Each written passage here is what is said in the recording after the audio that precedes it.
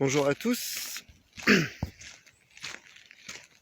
Alors aujourd'hui on va parler un petit peu du karma. Alors qu'est-ce que karma en fait? C'est un mot sanskrit aussi maintenant, on peut dire aussi hindou d'une certaine façon, enfin, très utilisé en Orient, qui définit action. L'action. On est dans un monde d'action. Enfin, du moins c'est ce qu'on tend à croire. Et une action, donc une cause, ça engendre un effet. Voilà.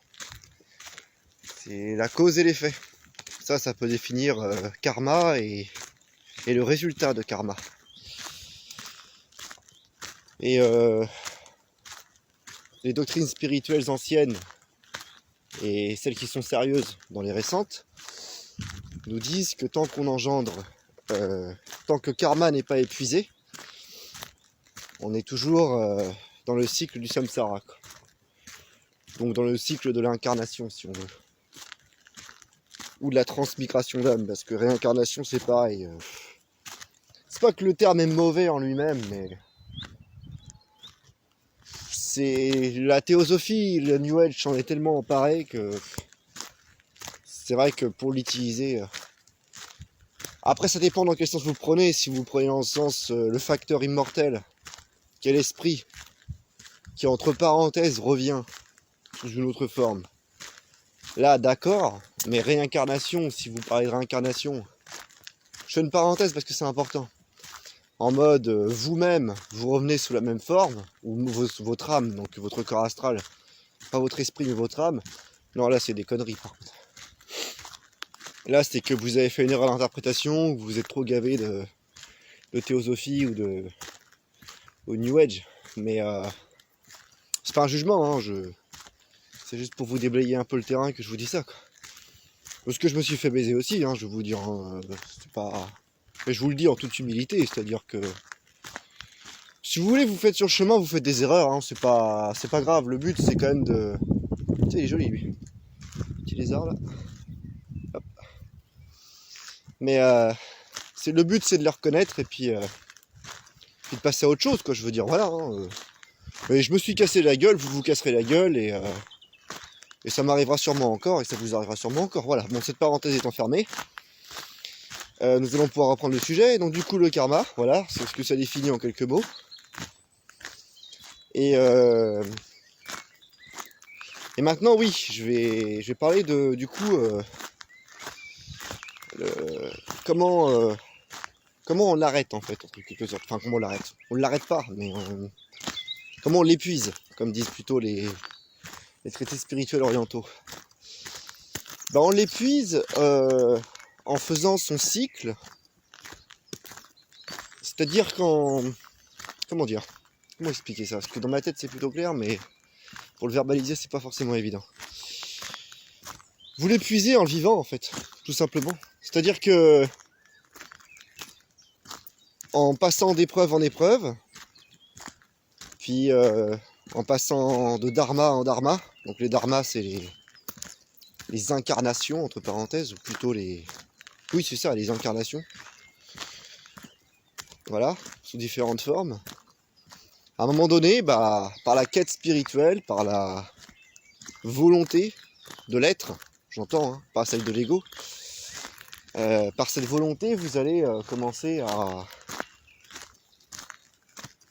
J'allais dire monter, mais monter et descendre, c'est pareil, ça c'est que des termes encore. Vous allez apprendre plutôt l'être, à vous connecter à votre être intérieur, ce fameux esprit immortel qui est un reflet du divin, enfin qui est le divin d'ailleurs en vous, pour être exact. Et là, vous allez justement... vous allez sortir de l'agir. Et alors là, c'est là où je vais théoriser énormément parce que est-ce que j'ai bien compris ou pas? Il faut quand même pas oublier que je suis qu'un apprenti. Hein. Donc me corrigera si je me trompe celui plus avancé qui passera par là. Est-ce que du coup, quand on parle d'épuiser karma, l'être agit, l'être peut agir sans créer de karma?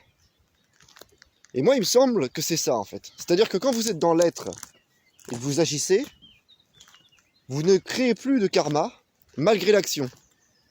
Là, il me dire, c'est paradoxal, c'est complètement con ce que tu dis, non? Non, faut méditer là-dessus. Là, par contre, je vous le dis, il faut méditer là-dessus, parce que... Vous allez me dire, je fais pas chier à balancer ça comme ça, mais c'est pas des trucs qu'on peut comprendre avec l'ego et le mental, ça. Mais oui, on peut agir en étant dans l'être, et là, on crée plus de karma. Parce qu'on est dans l'être. Avant, si vous agissez sans être dans l'être, là, vous générez karma. Et le but, c'est d'épuiser karma. Mais, comment dire? Faut en faire une quête.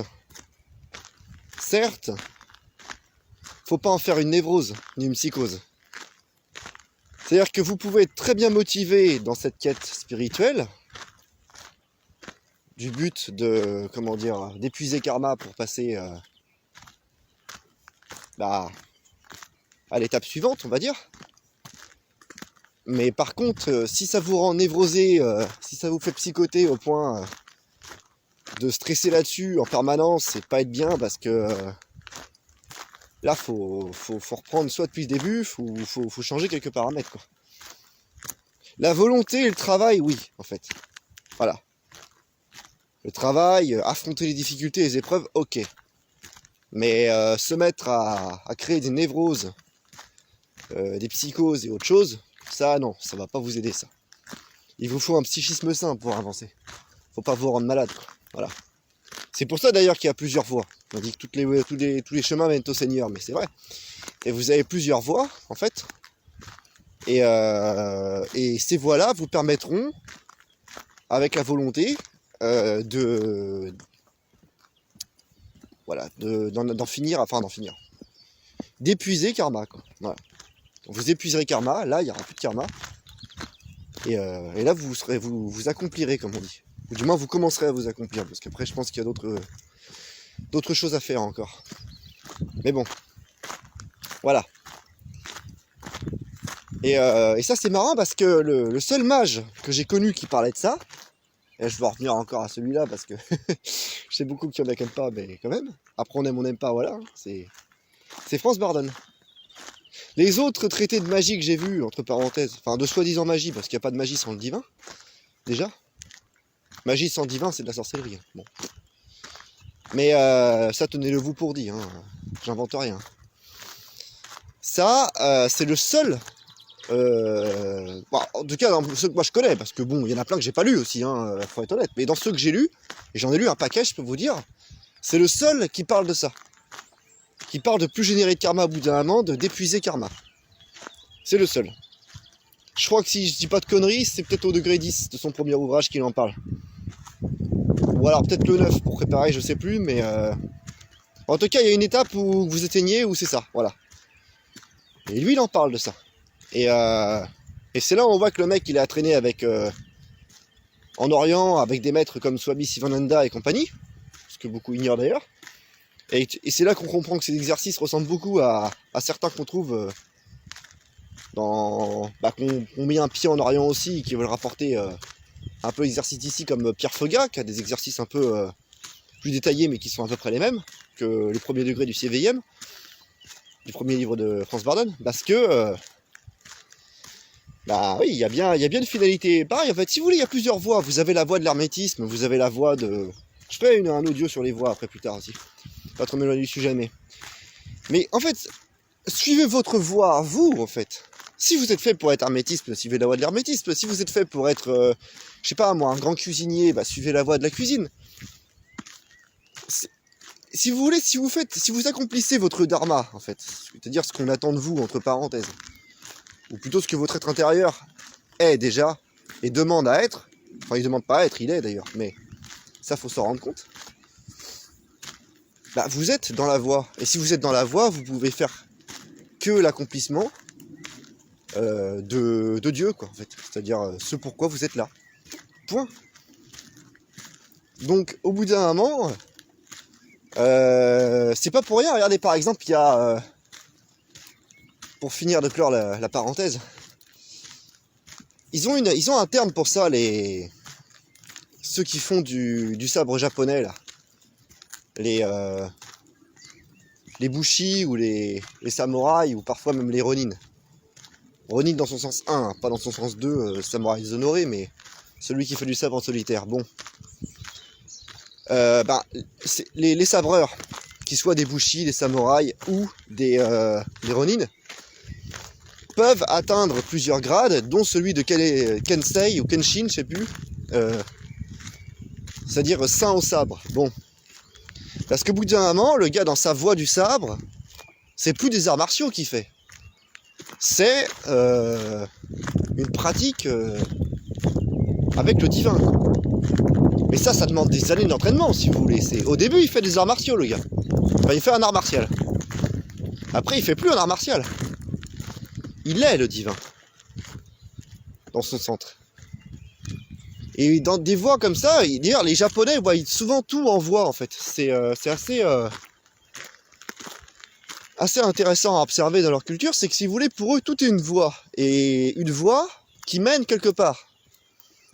Et il faut exceller dans sa voie, en fait. Ils ont cette mentalité, ces gens-là, à la base. Avant que l'Occident les pollue avec les merdes mondialistes, mais avant, ils étaient comme ça. D'ailleurs, c'est un peu persisté aujourd'hui, mais bon. Le mondialisme ayant fait son effet, a bien dégueulassé leur culture. Le jour où ils ont signé avec l'Occident, ils ont perdu beaucoup, mais bon, bref.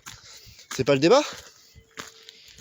La voie, voilà. Et cette voie-là, c'est ça qui vous permettra, pour raccorder avec le sujet de la vidéo, d'épuiser karma, en fait. Quand vous aurez épuisé karma, là, vous serez, en fait. Vous serez dans l'être. Et à partir de là, vous sortirez du samsara. De l'illusion. Et là, vous vous rendrez compte que, contrairement à tout ce que les conneries New Age vous ont raconté, ou d'autres théories fumeuses, vous vous rendrez compte que le monde n'a jamais été illusoire. Jamais. Pas le plan physique, pas le plan astral, il n'y a pas de monde illusoire. L'illusion, elle venait que de vous, en fait. Elle ne vient que de vous. Et là, vous vous en rendrez compte. Ça sera clair comme de l'eau de roche. Il n'y aura plus de doute là-dessus, en fait, si vous voulez. Ça apparaîtra comme clair. Enfin, du moins, c'est ce qu'on raconte. Après, moi, j'ai eu si vous voulez, j'ai éprouvé des états comme ça, mais je ne suis pas encore assez doué pour que ça soit permanent, quoi. Donc, c'est pas que je vous parle pas de vécu. C'est que, par contre, je vous parle pas d'un grand vécu. Voilà, je vous parle d'un petit vécu, si je puis dire. Malgré qu'en ce chose-là, il n'y a pas de petit ou grand, ou de faible ou fort. C'est quand vous êtes dans l'être, vous êtes dans l'être. Il n'y a plus de... Ça n'existe plus, les comparaisons, les machins, tout ça, ça s'effrite directement. N'empêche qu'il y a quand même des mecs qui sont en permanence comme ça, ce qu'on appelle des maîtres, et puis il y a les types comme moi qui sont sur la voie, mais qui maintiennent ça 3 heures, une journée, puis entre parenthèses ça s'en va. Mais je dis bien entre parenthèses parce que, en fait, l'être en question dont je vous parle depuis tout à l'heure, vous l'êtes déjà, c'est juste que vous vous en rendez pas compte. Mais vous ne l'êtes pas encore, non plus. Ça, ce sont ce qu'on appelle des paradoxes inconciliables. Là, vous allez vous taper la tête contre les murs si je vous dis des trucs comme ça toutes les 5 minutes, parce que ça va rien vous apporter, mais des fois je le fais parce que c'est comme ça qu'il faut percevoir. Bref, je vais m'arrêter là parce que ça devient un peu contre-productif, je pense. Mais voilà pour le karma, du coup. Karma, action, voilà, retenir. Voilà. Karma est une cause qui engendre un effet. Et quand vous engendrez un effet, bah... ça peut continuer comme ça longtemps, quoi, en fait. Cause, effet, cause, effet, cause, effet. Et puis une action engendrant une conséquence, et ainsi de suite. Et là, vous êtes dans le cycle, justement, du samsara. Et épuiser karma, c'est être aligné. Bon, j'aime pas trop ce terme-là, parce qu'il a été beaucoup récupéré, mais bon. En même temps, si vous voulez, si on n'utilise plus aucun terme, parce que ça a été récupéré par New Age ici, on va plus parler de grand-chose. Hein. Donc bon, voilà. Voilà. Donc je vous laisse réfléchir à tout ça. Si ça fait sens pour vous. Et puis je vous souhaite une bonne soirée, une bonne journée. Et à plus tard pour un prochain audio.